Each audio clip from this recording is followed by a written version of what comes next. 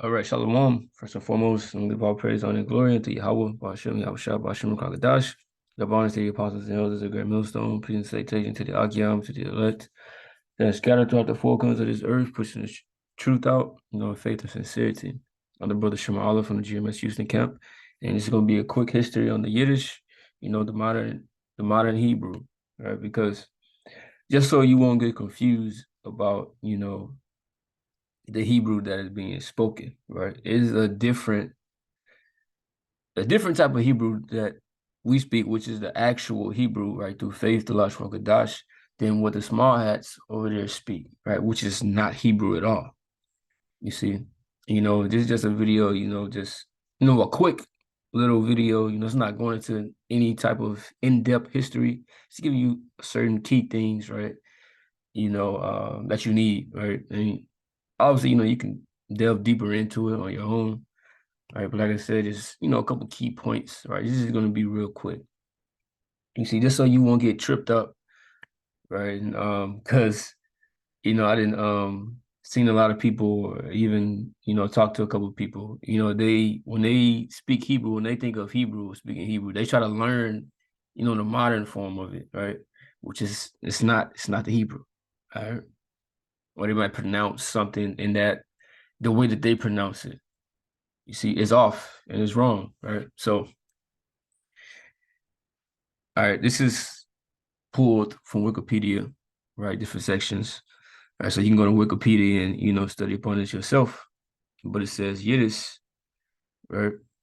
And it says is a West Germanic language historically spoken by Ashkenazi Jews, right? So it says West Germanic language.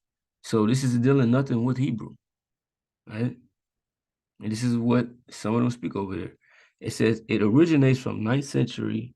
So it said it originated in the 9th century. But we know, right, when Adam, when he was naming everything, he was naming it in the Hebrew. He was naming animals and certain things in the Hebrew.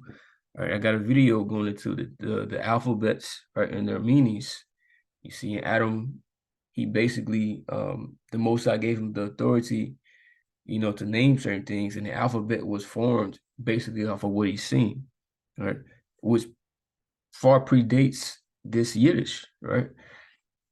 But it says providing the nascent Ashkenazi community with a vernacular based on High German fused with many elements taken from Hebrew, notably Mishnaic, and to some extent Aramaic.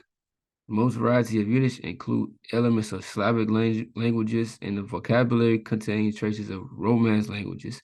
Yiddish is primarily written in the Hebrew alphabet. So they take a little bit from the Hebrew, but they added, this whole mixture of different other languages, right? And they just use the Hebrew alphabet, right?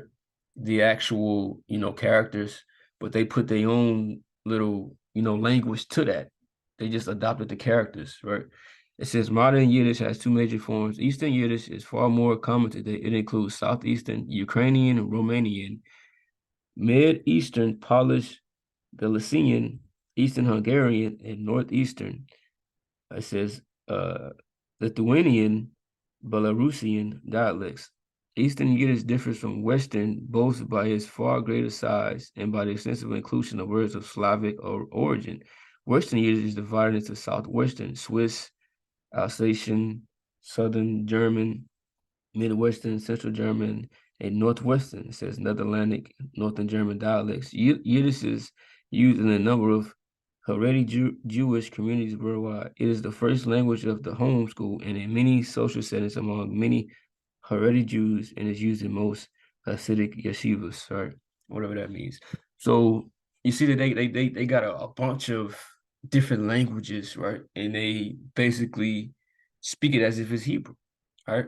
Which, is not, right? And we're just going to further prove, right? You got this guy right here, right? Ben Yehuda, right?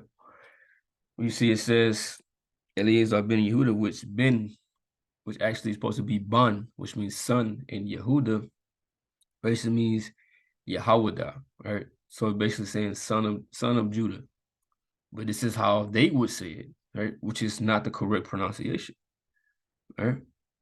But it says born Eleazar Yitzhak, probably trying to say Isaac, Perlman.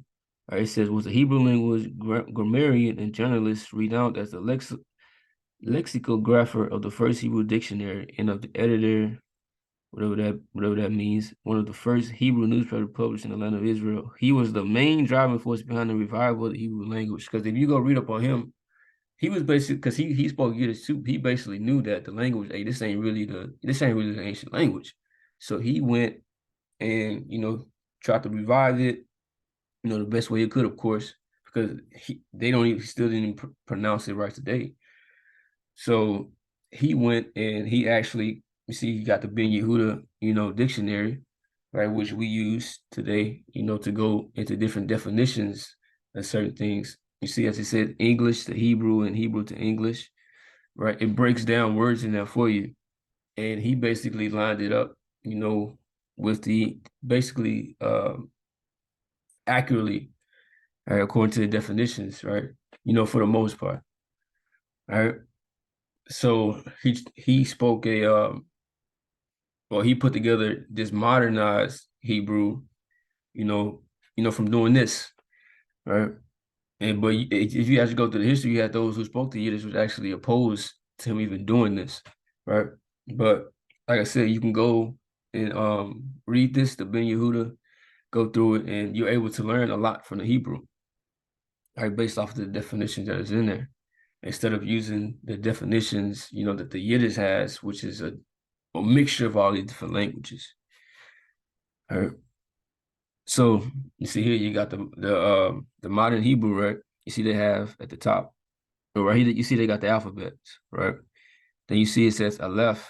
They spell it like this, or they might spell it with a P and an H, right? Which is supposed to be Alaf, right? You got Zayin, which is supposed to be Zayan. You have Lamed, which is supposed to be Lamad. You got Shin, which is supposed to be Shun, right? Like I said, I got a video going into the meaning of the alphabets, right? Going into what they mean, explaining all of the characters. But you see how they're spelling it differently. You see, compared to how we spell things. And this is the language, like I said, all through faith given from the Most High.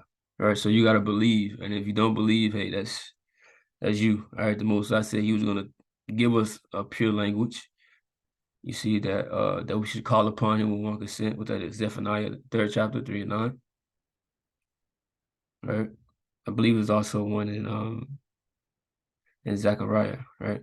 But you see down here I got the chart, right, for the Lashon Kadash, which means the holy tongue. Right, this is what we speak, right? And you see how the way they're spelling it, right? Like take Aleph for example. There's no E's in these characters, right? There's no F's, right?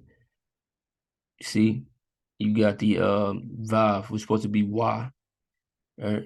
Where are the V's? There are no V's. You see, what else is in here? We already got the E's. The U's, right? There are no U's in these characters. See what else? And basically, yeah, you can just line it up with this chart or with the way that the characters are spelled, and you can tell that, hey man, this ain't right up here. All right, this ain't right. So this is the correct way, to put words together and to spell them. These are the characters. All of the characters in Hebrew, all right, which are 22. The Assyrian script or Aramaic text, however, has about 26, right, because of the final characters, right, which was at the end of the word, right, which you have ka, and it's the final ka, right, the ma, the na, the the pa, excuse me, and the tazah, right, and don't worry about this down here, but this is, the final letters, which adds 26 to it. They still pronounce the same, they just written differently.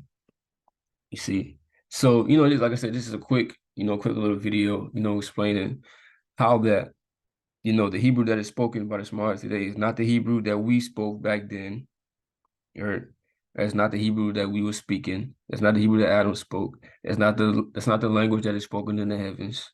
Like I said, through faith, it's this, right?